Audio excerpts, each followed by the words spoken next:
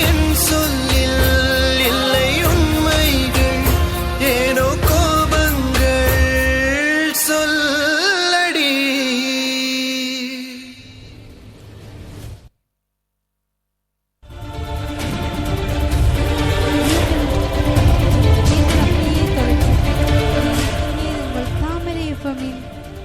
காரசார கருத்தின் வாயிலாக அப்படியே பார்த்தீங்கன்னு சொன்னால் இன்றைய தினம் வந்து சுவாரஸ்யமான தலைப்போடு தான் இன்றைய தினம் உங்களை சந்திச்சுட்டு இருக்கோம். ஆமாம், அப்படி சுவாரஸ்யமான ஒரு தலைப்பு என்று சொல்கிறதுக்கு முன்னால் ஒரு சமுதாயத்துக்கு ஒரு பிரயோசனமான ஒரு பயன் தரக்கூடிய தலைப்பு அப்படின்னே சொல்லலாம். அப்படிங்க இன்றைய காலகட்டத்தில் காணப்படுற ஒரு முக்கியமான பிரச்சனை, இந்த இளம் சமுதாயத்தினரிடம் காணப்படுற ஒரு முக்கியமான பிரச்சனை, அதை பற்றி தான் நாங்கள் நிகழ்ச்சியில் பேசிக்கொண்டிருக்கோம். தற்கொலைக்கான காரணங்கள் அப்படி என்னென்னலாம் பார்த்தோம். இந்த தற்கொலை எவ்வாறு தவிர்க்கலாம் அப்படின்னு சொல்லி பார்த்தோம்னு சொன்னால் ஒரு சொற்ப நேரத்தில் நம்ம எடுக்கிற முடிவு தான் இந்த தற்கொலைக்கு நம்மளை தூண்டுது அப்படின்னே சொல்லலாம். இந்த தற்கொலையை இந்த சில வினாடிகளில் மனதை நம்ம எப்படி மாற்றிக்கொள்வது அப்படின்னு சொல்லி பார்த்தா, விரக்தியான மனநிலையின் போது அந்த மனசுக்கு பிடிச்சவங்களோட அதை இருக்கிற மனசில் இருக்கிற பாரங்களை, கவலைகளை, துக்கங்களை நம்ம அப்படி மனசுக்கு பிடிச்சவங்களோட பகிர்ந்து கொள்வது நல்லதாக இருக்கும்.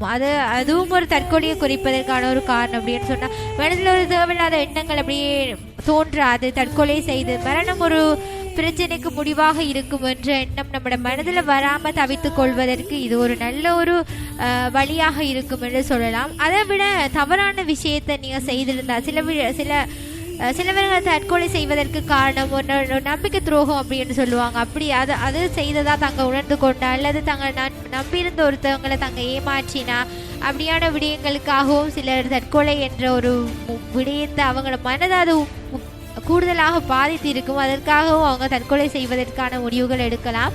இந்த தவறான விஷயத்தை நீங்கள் செய்திருந்தாலும் கூட உரிய நபரிடம் சொல்லி தீர்வு காண்பதற்கான வழியை தேடினா நிச்சயமாகவே இந்த மன உளைச்சலிருந்து நீங்கள் தவிர்த்து கொள்ளலாம்.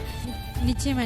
அப்படியே பார்த்தீங்கன்னு சொன்னால் ஆணோ பெண்ணோ சரிதான், நீங்கள் எந்த விதமான சூழ்நிலையிலும் உங்களை மன தாக்கத்துக்கு உள்ளாக்கி நிற்கிங்கன்னா, உங்களோட நண்பர்களாக இருக்கட்டும், யாராவது இருக்கட்டும், தனிப்பட்ட முறையில் அவரை போய் சந்தித்து உங்களோட துக்கம், கவலை எல்லாத்தையும் அவர்கிட்ட சொல்லி கொஞ்சம் நேரம் அவரோட ரிலாக்ஸ் ஆகிடுங்கன்னு சொன்னால் உங்களோட தற்கொலைக்கான முயற்சியை விட்டு நீங்கள் இன்னொரு வாழ்க்கையில் வந்து பெரிய ஒரு நிலைமைக்கு ஆளாகக்கூடியவராக இருப்பீங்க. அது மட்டும் இல்லாமல் அனைத்திற்கும் தீர்வு உண்டு என்று, அதாவது எல்லா விடயத்துக்குமே ஒரு முடிவு உண்டு என்ற ஒரு பாசிட்டிவான எண்ணத்தை நம்மளோட மனசில் நம்ம வச்சிருந்தோம் என்று சொன்னால் நிச்சயமாகவே இந்த தற்கொலை என்ற ஒரு எண்ணத்திற்கான ஒரு விதை நம்மளோட மனதில் விதைக்கப்படாது. அது மட்டும் இல்லாமல் மூன்றாம் நபர் நமக்கு சரியான ஆலோசனை வழங்கினால் பிரச்சனைக்கு தீர்வு காண முடியும் அப்படி என்ற ஒரு எண்ணத்தை நீங்கள் மனதில் வச்சுக்கொண்டு இந்த விடயங்களை யார்கிட்டெல்லாம் நீங்கள் சொன்னீங்கன்னு சொன்னால் அதுக்கு நிச்சயமாக ஒரு தீர்வு கிடைக்கும் அப்படின்னு நீங்கள் உங்களோட மனதில் தோணுதோ அவங்ககிட்ட உங்களோட பிரச்சனைகளை சொல்லி அதுக்கான தீர்வுகளை எடுப்பதற்கான வழிவகைகளை நீங்கள் ஏற்படுத்திங்கன்னு சொன்னால் நிச்சயமாகவே இந்த பிரச்சனையிலிருந்து தவிர்க்க முடியும். ஆமாம், நிச்சயமா. அது மட்டும் இல்லாமல் இந்த இனிப்புகள், ஃப்ரெஷ்ஷான ஃப்ரூட்ஸ், அப்படியான இது இயற்கை சூழல், அது மட்டும் இல்லாமல் விருப்பமானவருடன் நேரம் செலவழித்தல் நம்ம உடலில் மகிழ்ச்சியான மனநிலையை தரும், ஹார்மோன்களை சுரக்க உதவும் ஒரு முக்கியமான விடயம் அப்படின்னு சொல்லலாம். இந்த விடயங்கள்லையும் நீங்கள் ஈடுபட்டீங்க, அதாவது இயற்கை அழகை ரசித்து இயற்கை சூழலோட அப்படியே சேர்ந்து இருந்தீங்கன்னு சொன்னால் நிச்சயமாகவும் இதுவும் உங்களோட தற்கொலை என்ற எண்ணத்தை மாற்றுவதற்கான ஒரு வழியாக காணப்படும். அது மட்டும் வெற்றிகரமான நண்பர்களை பற்றி படிப்பது, தெரிந்து கொள்வது, தன்னம்பிக்கை கதைகளை மனதுக்கு ஊட்டமளிக்கும் என்று சொல்றாங்க. அதாவது தன்னம்பிக்கையான கதைகள், நிச்சயமாக அப்படியான வாழ்க்கை வரலாறுகளை நீங்க கேட்டிருப்பீங்க. இந்த காலகட்டத்தில் ஒருவர் வெற்றியடைந்து வாழ்க்கையில 4 பேராலையுடைய பேச போறார் அப்படின்னு சொன்னா நிச்சயமாகவே அவர் வாழ்க்கை வரலாற்றுக்கு பின்னால் ஒரு சோககரமான துயரகரமான சம்பவம் அப்படியே நிச்சயமாகவே இருக்கும் என்று சொன்னா நிச்சயமான ஒரு உண்மை.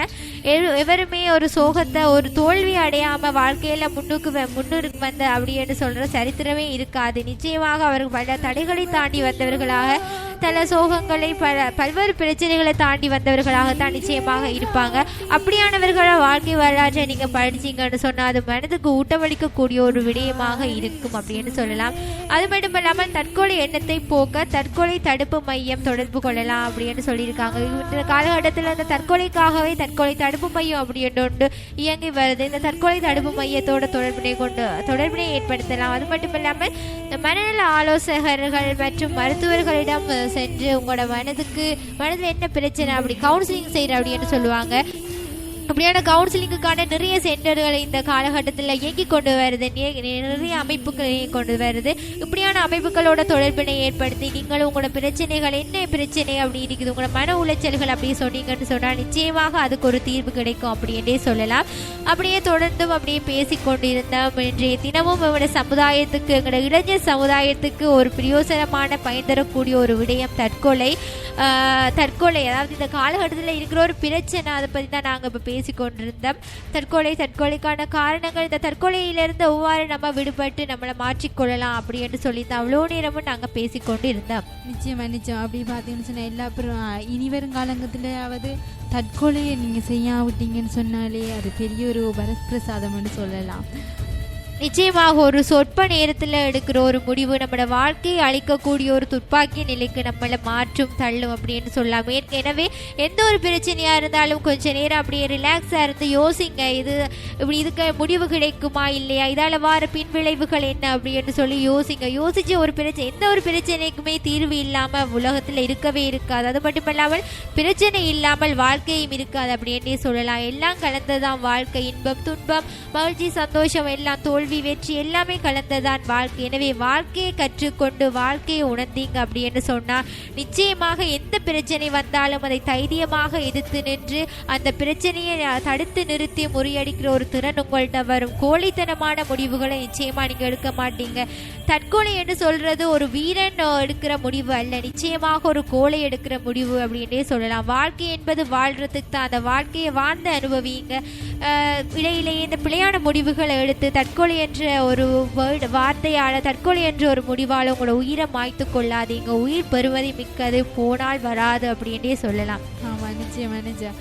இந்த காரசார கருத்து நிகழ்ச்சி வாயிலாக இன்றைக்கு உங்களுக்கு சுவாரஸ்யமான தலைப்போடு தான் சந்தித்தேன். உங்களை நேரமும் நிகழ்ச்சியை என் பண்ணுற நேரத்துக்கு வந்து தமிழியாசி வேணிதா.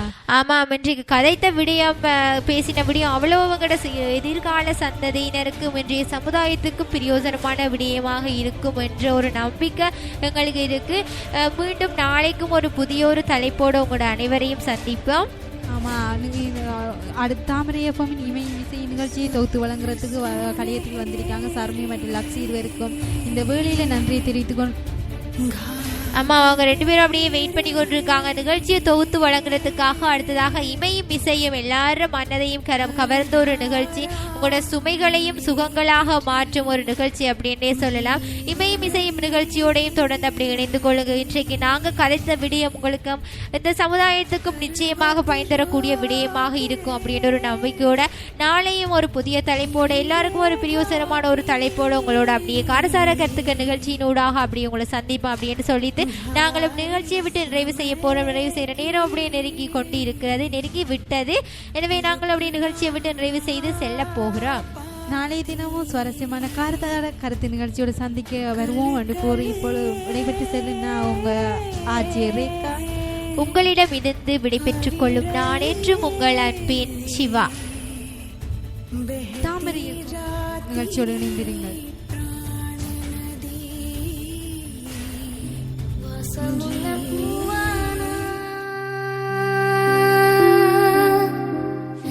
வடிவெடுக்க என்னையில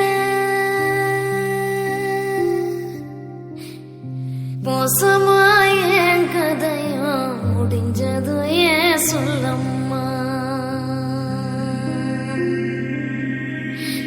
பாசத்துல வயத்தில் பத்திரமா வச்சிருக்க மாசம் 10 ஆகும் முன்ன மடிஞ்சது யார் குத்தமம்மா. உன் முகத்தை நான் அறிய, என் முகத்தை நீ அறிய, காலம் ஒண்ணு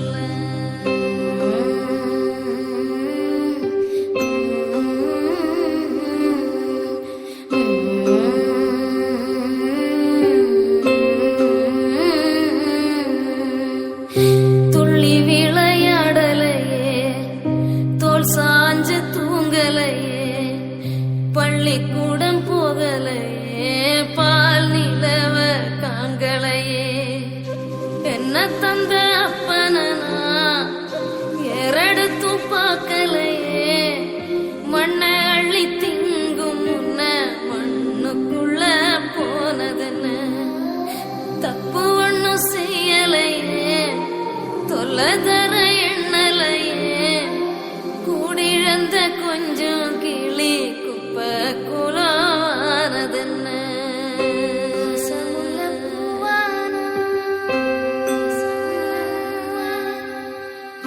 வடிவெடுக்க எண்ணெயில மின்னும் ஒரு சூரியனா மீண்டுமே நான் வருவேன் சென்மம் பல தாண்டியிருந்தா சேவை செய்ய சேர்ந்திடுவேன் நெஞ்சுக்குள்ள சித்திரமா உங்களை நான் தீட்டி வைப்பேன் செல்லம் கொஞ்சம் வீட்டுக்குள்ள சீக்கிரமா நான் பொறப்பேன் உள்ளன்பு முத்தத்தையும் அள்ளி அள்ளி சேகரிப்பேன் நல்ல புள்ளையாயிருந்த பேரு புகழ் நான் எடுப்பேன் ஆராரோ ஆராரோ ஆரிராரோ ஆராரோ ஆராரோ ஆராரோ ஆரிராரோ ஆராரோ. 2 to the 3 to the 4 Tamara FM with Majana so get to Paris so what the cool ni Tamara yode so what they do